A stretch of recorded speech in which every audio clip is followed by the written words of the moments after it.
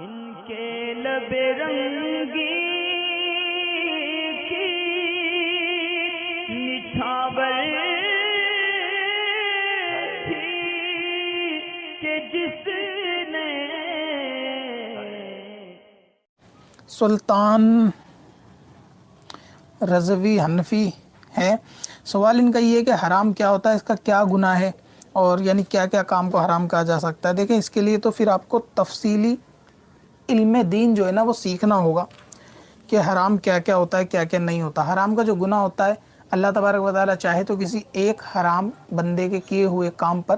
ہمیشہ کے لیے جہنم ڈال سکتا ہے، اور یہ بندے کا اس کا حرام کا عذاب ہوتا ہے. اور حرام اگر آپ جنرل سمجھنا چاہیں کیا ہوتا ہے تو اس کی ایک ڈیفینیشن یہ ہے کہ کسی بھی فرض کے اپوزٹ کام کرنا، یعنی کوئی ایسا فرض ہے کہ جو اسلام میں فرض ہے اس کو ترک کر دینا، اس کو نہ کرنا. تو اس طریقے کے کام کو بھی آپ کہہ سکتے ہیں کہ یہ حرام ہے. مثال کے طور پہ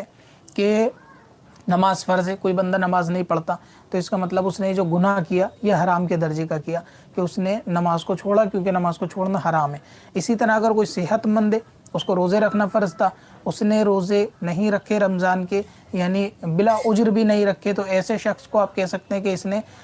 گناہ کیا اور یہ حرام کا گناہ کیا. تو ایک تو حرام یہ بھی ہوتا ہے کہ ہر وہ فرض کام کی جو اسلام میں فرض ہو بندہ اس کو چھوڑ دے، اس کو ایک بار چھوڑنے سے بھی آپ کہہ سکتے ہیں کہ یہ حرام ہے. اسی طرح جو اسلام میں واجبات ہیں یعنی واجب ہیں ان کو جان بوجھ کر کئی مرتبہ چھوڑ دے، اس کی عادت بنا لے تو بھی کہہ سکتے ہیں. دوسرا یہ ہوتا ہے کہ کوئی کام ایسا کہ جس کو ڈائریکٹ قرآن حدیث نے حرام کر دیا اور منع کر دیا اس پہ عمل کرنا، یعنی ایک ہوتا ہے جس پہ عمل کے حکم دیا اس کو نہ کرنا، ایک ہوتا ہے جس کو نہ کرنے کا حکم دیا اس پہ عمل کرنا. تو اس کو بھی آپ کہہ سکتے ہیں کہ یہ حرام کام کیا. مثال کے طور پر کوئی شراب پیتا ہے، قرآن نے اس کو ڈائریکٹ منع کر دیا کہ شراب پینا جائز نہیں، تو اب آپ کہہ سکتے ہو کہ یہ کام حرام ہے. اسی طریقے سے گالی وغیرہ بکنا، تو جتنے بھی ناجائز گناہ کے کام ہیں آپ ان کو حرام کہہ سکتے ہیں کہ گالی بکنا اس کی ممانعت ہے، تو یہ کام مومن کو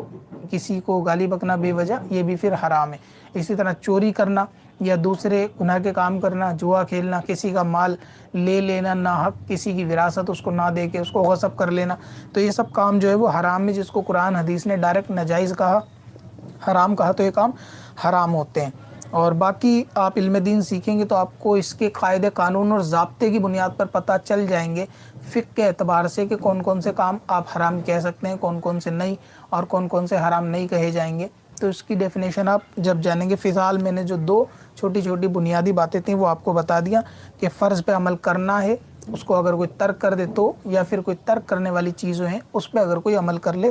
تو اس کو کہہ سکتے ہیں. گناہ وہی ہے، جہنم کا بندہ اس میں حقدار ہوتا ہے، اور ہر حرام کام اگر سچے دل سے توبہ کر لی جائے تو وہ معاف ہو جاتا ہے کہ بندہ اس گناہ سے رک جائے، آئندہ نہ کرنے کا عہد کر لے پکے دل سے. اگرچہ وہ دوبارہ ہو جائے لیکن پھر بھی بندہ ہمیشہ توبہ کر کے نیت یہی کرے کہ آئندہ یہ نہیں کرے گا، تو شیطان بہکا کے پھر وہ کام بندے سے کروا دے، پھر وہ توبہ کرے، نیت کرے کہ ایسا نہیں کرے گا. تو یہ سلسلہ توبہ کا کبھی بند نہیں ہونا چاہیے، بندے کو ہمیشہ توبہ اور سچی نیت کے ساتھ اس پہ قائم رہنے کی اللہ تعالیٰ سے دعا کرتے رہنا چاہیے، ورنہ حرام کام پہ اگر بندہ مرے گا تو اس کا حساب ہوگا تو وہ پھر جہنم میں ڈالا جائے گا.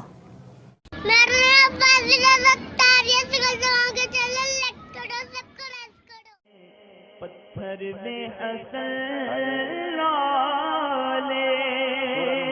پرن